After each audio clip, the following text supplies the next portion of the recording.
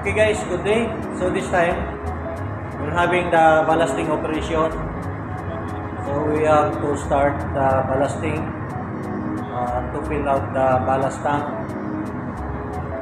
from seawater. So before we fill out the ballasting operation, so we have to start the generator engine.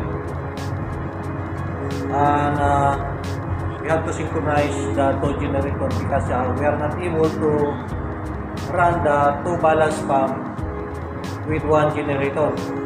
So we have to start the standby generator and synchronize the load so that we can start the ballasting operation with two pumps. Ballast pump number 1 and ballast pump number 2. So now the generator engine is already started. We have to synchronize after this generator stabilize. So this is the control panel of generator engine, guys.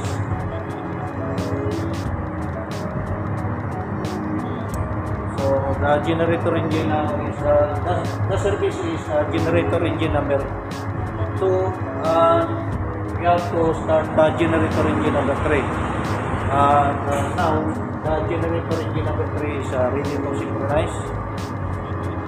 So we'll wait for the wheeler to synchronize this one generator, guys.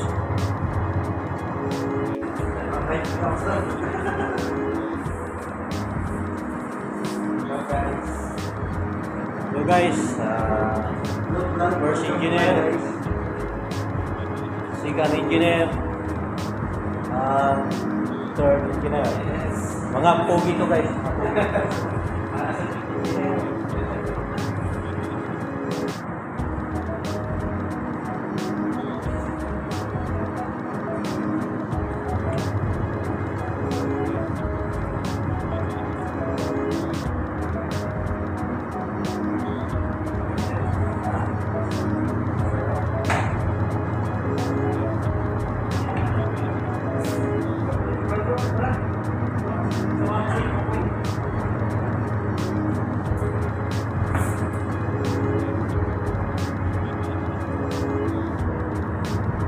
Paperworks daw, paperworks sabi.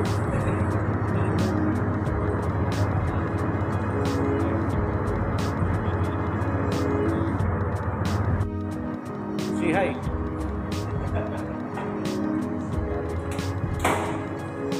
Okay.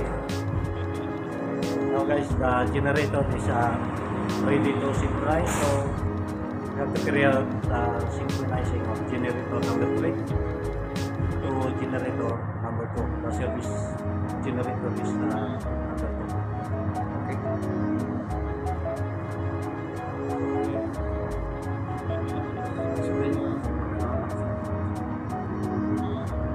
Okay, out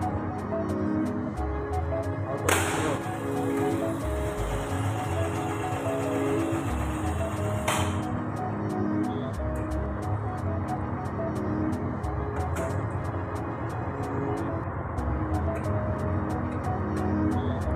Ganun guys is slowly increase, automatic increase to balance the load of generator. Equal balance, equal load.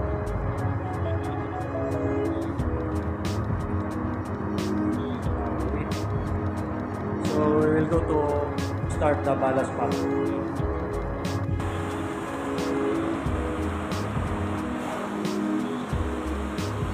So the first procedure, guys, before we start the ballast pump, we have to lay out all the ballast valves. So we will go to lower deck because all the valves is located in the lower deck of engine room.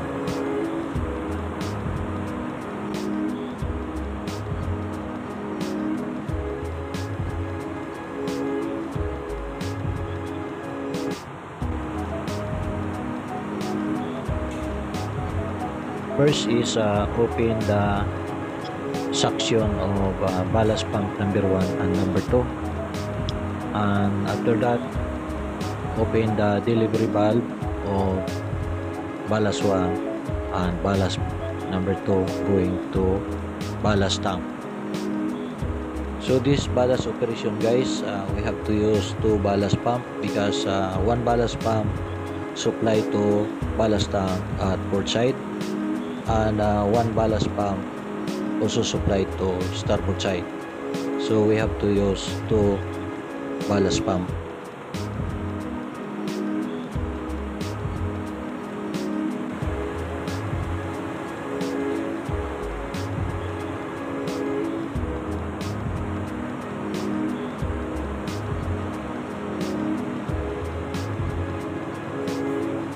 Open the air supply or hydraulic control valve.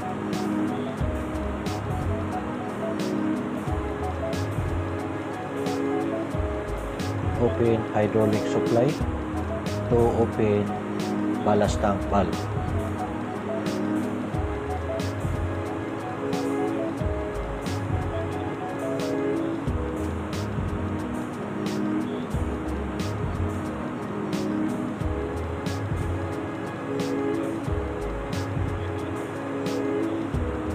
Hydraulic control valve for all ballast tank port and starboard side.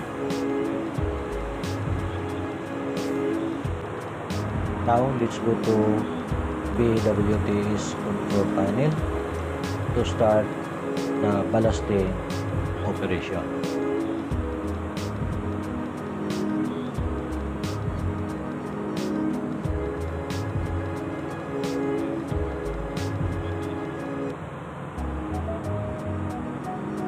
Push ballast button left side of control panel. Push IMO button and push confirm open valve. After pushing the confirmation, times appear before startup the pump. Wait time passes before start the pump.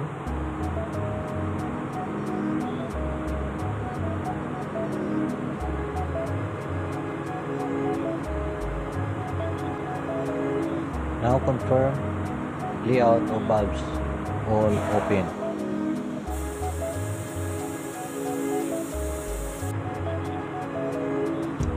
When timer counter complete,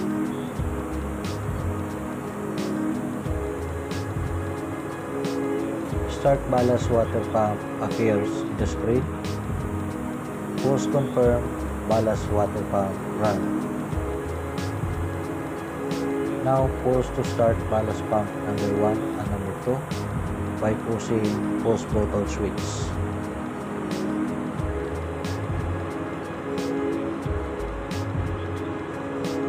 BWTS start operation.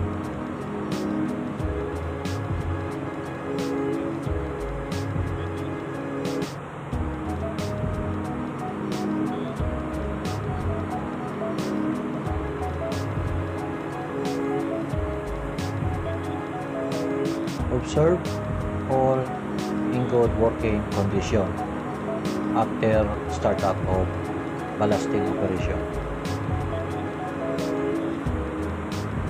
And now confirm BWT is UV lamp reactor start operation.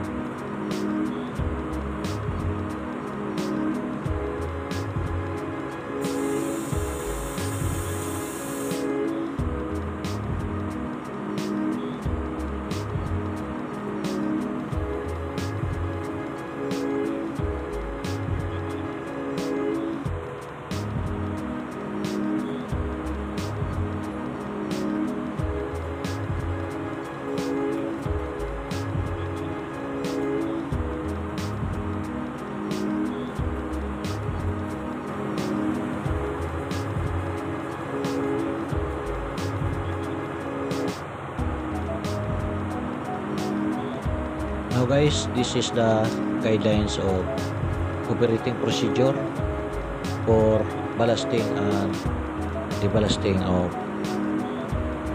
ballast water treatment plant.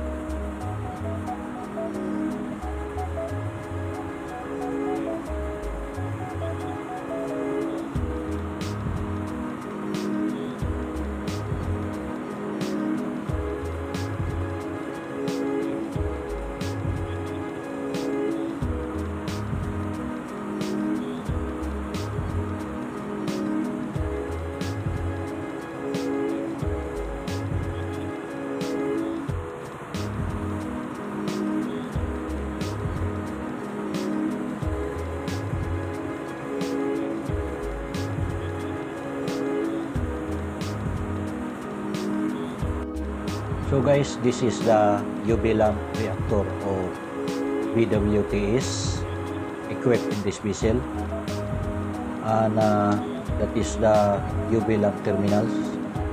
There has only one reactor equipped in this vessel with a lot of UV lamp terminal both sides of this reactor.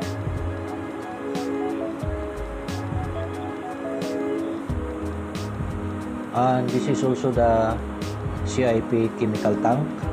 We use this CIP after ballasting operation to clean the UV lamp inside of reactor with chemicals supply from this CIP tank.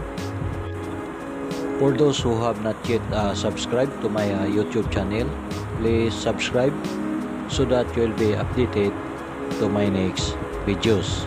So thank you and God bless to all of you guys.